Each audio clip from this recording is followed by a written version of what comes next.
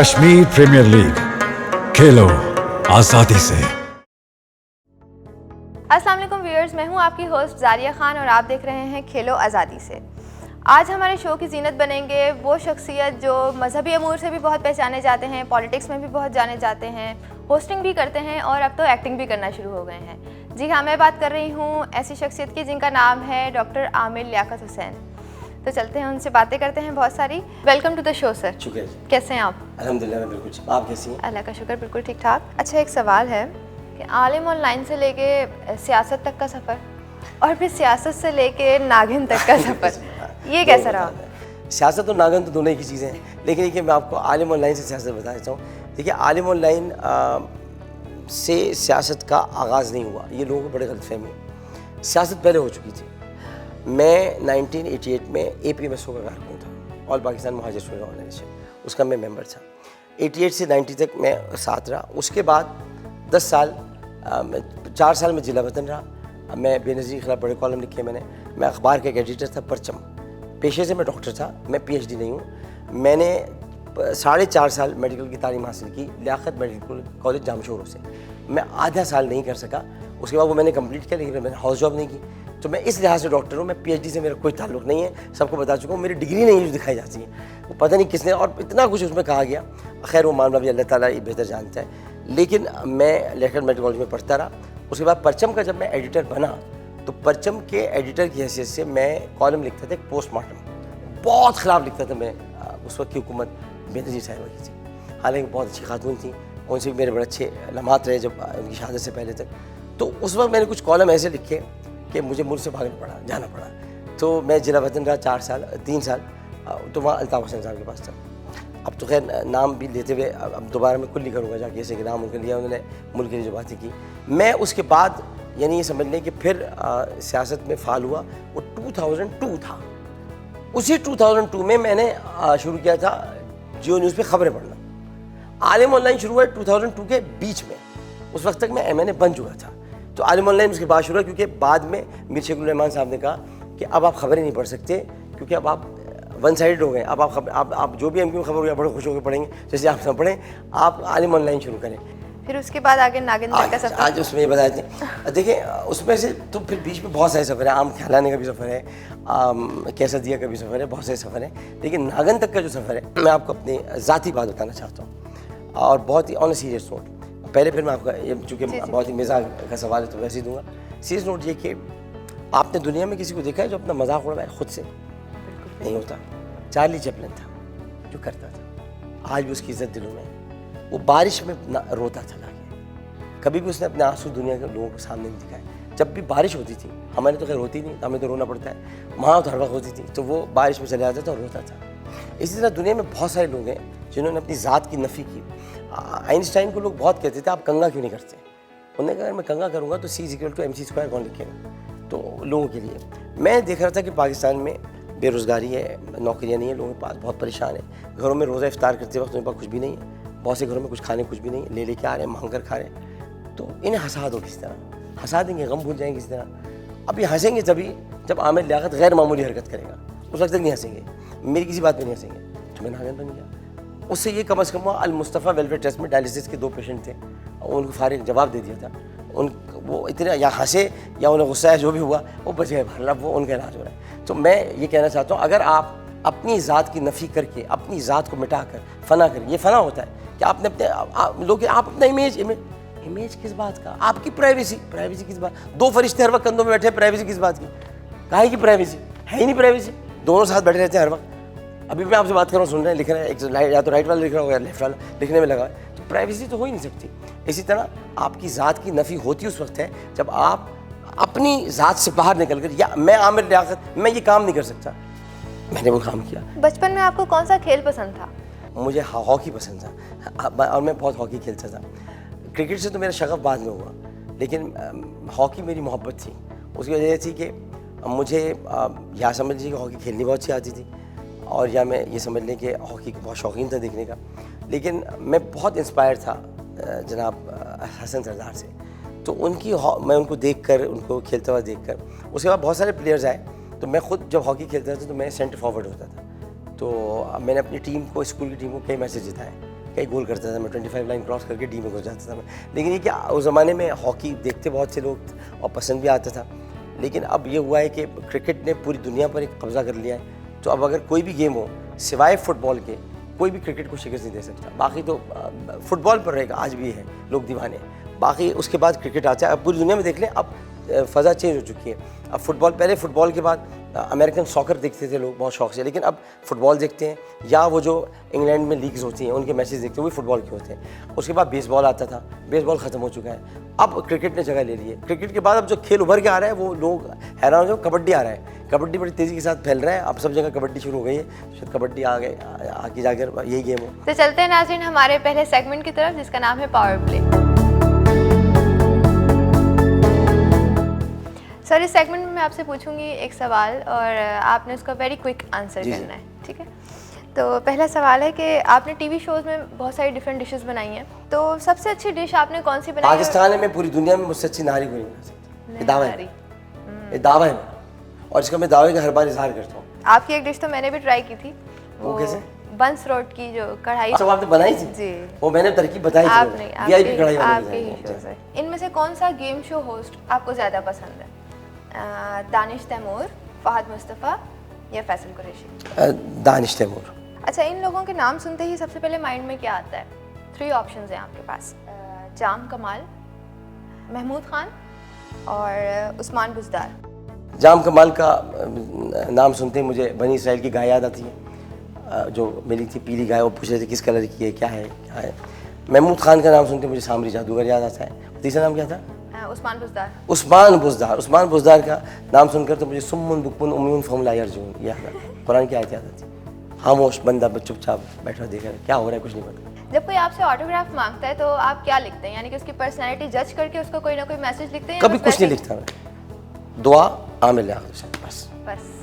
अच्छा, आलिम online, game shows और मॉर्निंग शोज, एक्टिंग और सियासत, इन सब से ज़ाती तौर पर आपको पर्सनली क्या अच्छा लगता है? सब एक ही चीज़ में आ जाते हैं, सियासत। ये सब काम सियासत में होते हैं। तो यानी आपको सियासत ज़्यादा नहीं, सारे हो ही उसी में है, एक्टिंग भी उसमें होती है, गेम शो भी उसमें है, सारी चीज़ सियासत में। एक शोबा है सियासत का, आप चुन लें, ये सब काम आप कर रहे हैं। गेम भी तो खेलते हैं सियासत में, गेम भी तो खेला जाता है, बड़ा ज़बरदस्त गेम होता है। 17 अराकीन आपके साथ नहीं है, फिर भी वोट ले लिया, एतमाद का कमाल है ना। यानी जिन्होंने आपके वोट बेच दिए उनसे आपने वोट ले लिए, ये गेम ही तो है, और क्या है। मैं होता तो मैं तो अपोजिशन में जाके बैठ जाता कि ये 17 मेरे साथ ही नहीं है, मैं क्या जरूरत है अक्सरियत लेने की। खान साहब को मैंने कहा बैठे अपोजिशन में, हम आपके साथ, और मैं खान को कभी नहीं छोड़ूंगा, साथ हूँ हमेशा ज़िंदगी, बस आखिरी आदमी मैं ही खड़ा रहूँगा साथ, जिसके बारे में कहते रहे ये चला जाएगा, चला, मैं ही रहूँगा साथ, मैं ही नजर आऊँगा। अकेला इमरान खान और आमिर लियाकत 2 आदमी खड़े होंगे, मैं खान को कभी नहीं छोड़ सकता, इसलिए कि वो हीरा इंसान है। मगर मैं आप कुछ बातें समझाता हूँ, वो नहीं समझते, नहीं समझ में आती, मैं मेरे कैप्टन है, आप माफ़ कीजिएगा, but you are the best. अच्छा, ज़िंदगी का कोई ऐसा यादगार लम्हा जो अभी तक याद है, कभी नहीं भूलता? हाँ बिल्कुल, ये बात याद है। मैंने अपनी मैं 7th क्लास में था, मैंने अपनी टीचर से मोहब्बत का इज़हार किया था, और बहुत अच्छी टीचर थी, वो इंग्लिश पढ़ाती थी, खूबसूरत थी, मिस नौशीन उनका नाम था। तो मैंने उनसे मोहब्बत का इज़हार किया था। उसके बाद मुझको नहीं पता मैं कहाँ था, मैं फिर घर में मिला था। मजहबी प्रोग्राम से आपको असल मकबूलियत मिली थी जी। तो फिर सियासत और गेम शो, कभी ये ख्याल नहीं आया कि वो मजहबी प्रोग्राम्स जो थे बस वहीं तक मैं रहता तो ज़्यादा अच्छा था? देखिए, मैं MSF भी चलाता हूँ, महमूद सुल्ताना फाउंडेशन, तो लोगों की मदद करना तो मेरा शुरू से एक था। मैंने कोविड के दिनों में जो फर्स्ट लहर आई थी, जितना मैंने काम किया है, मैं कहना नहीं चाहता, मैंने तो रेंजर्स को बिरयानी बना के भी खिलाई है, वो जो बेचारे हमारे साथ थे वहाँ पूरे इलाके में, मेरे हल्के में। तो एक तो मुझे काम, मैं सियासत में इसलिए नहीं आया था, मैं हमेशा काम, आज पूरे आप कराची का मैं दौरा कर लें, आप आई हुई हैं दौरा करने, कराची में आपको सिर्फ NA-245 में काम होता नजर आएगा। तरक्याती फंड जो इमरान खान ने सारे अरकान कौमी असम्बली को दिए, वो भी कर रहे हैं, सब कर रहे हैं, नहीं मैंने कह रहा वो नहीं कर रहे, क्योंकि फंड तो है, लेकिन देर कर रहे हैं। मैं जल्दी जल्दी करा रहा हूँ काम, पानी का भी मसला है, कहीं पर सड़क का मसला है, तो एक तो काम का शौक़ था। दूसरा, मुझे कभी भी इस बात का शौक़ रहा ही नहीं कि मैं किसी, आज मैं पाकिस्तान का वाहिद रुकन कौमी असम्बली हूँ जो किसी स्टैंडिंग कमेटी का मेंबर नहीं है, जो किसी स्टैंडिंग कमेटी का चेयरमैन नहीं है, जो सीनियर भी है और नहीं है, वजीर तो खैर वो है ही नहीं, बाकी वो कहीं भी नहीं है। तो आप सोचें कि मुझे ज़रूरत कभी इस चीज़ की रहती नहीं है। आमिर लियाकत की शख्सियत पे कोई 3 अल्फाज? एक अच्छा एक अच्छा इंसान। चलें चलते हैं हमारे सेकंड सेगमेंट की तरफ, जिसका नाम है कमेंट्री बॉक्स। इस सेगमेंट में मैं आपको दिखाऊंगी पिक्चर्स और आपने उस पर अपनी कोई कमेंट्रीज वगैरह करनी है कि आप क्या समझते हैं। पहली पिक्चर है फारूक सत्तार, बुजुर्ग सियासतदान। दूसरी पिक्चर है माहिरा खान, इंतहाई खूबसूरत खातून ज़िंदगी में इनके साथ काम करने को जी चाहता है। और तीसरी ऑप्शन है वसीम अकरम, जो कभी भुलाया नहीं जा सकता, ना भुलाऊंगा ना भूलने दूंगा, पाकिस्तान की शान वसीम अकरम। अगर लाइफ में पॉलिटिक्स या टेलीविज़न दोनों में से एक चीज़ चूज़ करनी पड़े तो क्या करेंगे? टेलीविज़न, क्योंकि उसमें पॉलिटिक्स भी आ जाती है। हाँ, वो भी पॉलिटिक्स भी आ जाती है, लेकिन टेलीविज़न इसलिए करूँगा कि मुझे पता है इंशाल्लाह मैं एक दिन पाकिस्तान का वज़ीर-ए-आज़म ज़रूर बनूँगा, तो मैं बनूँगा, मेरी ख्वाहिश भी है और मैं बन के दिखाऊँगा आपको। मैं जब भी सोचा है मैं बन के करके कर दिया मैंने काम। शायद मैं एक दिन के लिए बनूँ, लेकिन बनूँगा ज़रूर बनूँगा। हाँ। ज़िंदगी में कोई ऐसी ख्वाहिश जो लगाओगे यार अभी तक ये पूरी नहीं हुई? देखिए, जब आप रोज़े रसूल के अंदर चले जाते हैं ना और खाने काबा 2 दफ़ा अंदर चले गए, उसके बाद कोई ख्वाहिश नहीं रहती, फिर दुनिया में कोई चीज़ देखने की ख्वाहिश नहीं रहती, तमन्ना नहीं रहती। तो मैं 2 मरतबा खाने काबा धोया अंदर जाके, रोज़े रसूल यानी रसूल के घर के अंदर गया हूँ मैं, तो मेरे पे अब कोई ख्वाहिश मेरे लिए है नहीं। अच्छा, आपकी नज़र में KPL को आप किस तरह समझते हैं कि ये आज़ाद कश्मीर के लिए एक आवाज़ बन सकता है? देखिए, इसलिए बन सकता है, आज़ाद कश्मीर को आवाज़ की ज़रूरत है और आज़ाद कश्मीर को बिल्कुल छोड़ा हुआ है। मैं तो हैरान हूँ, मैं तो कोटली जाता था, वहाँ पे तकरीरें करके आया हूँ, बहुत कोटली मेरा पसंदीदा शहर है, वहाँ बहुत जाता हूँ मैं।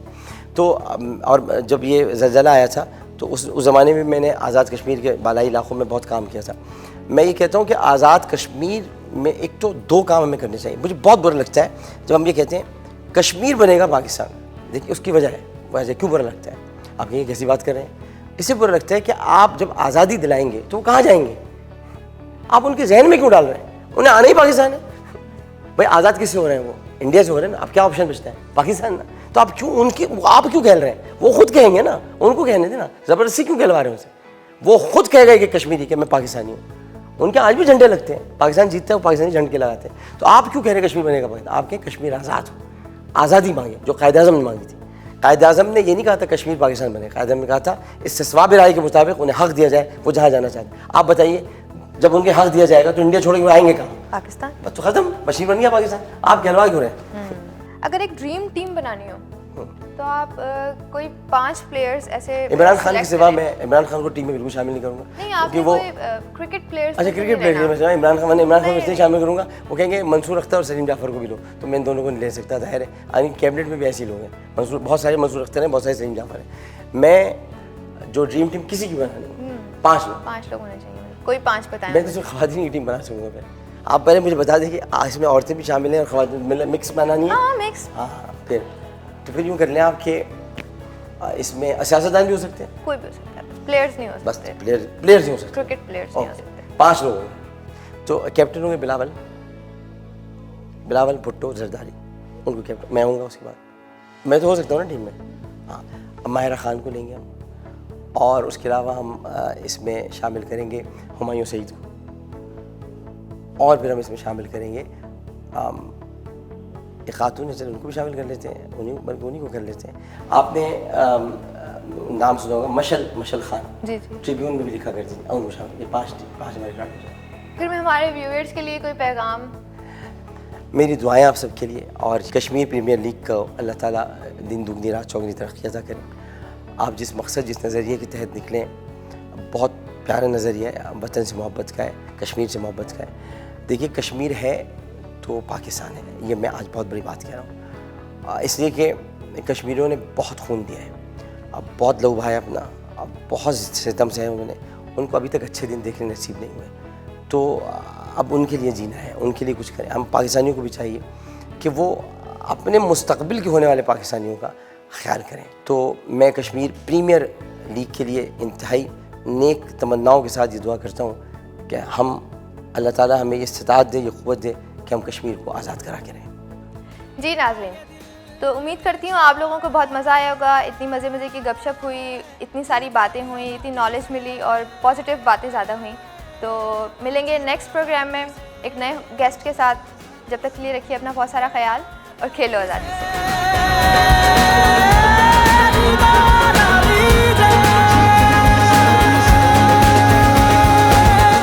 कश्मीर प्रीमियर लीग, खेलो आजादी से।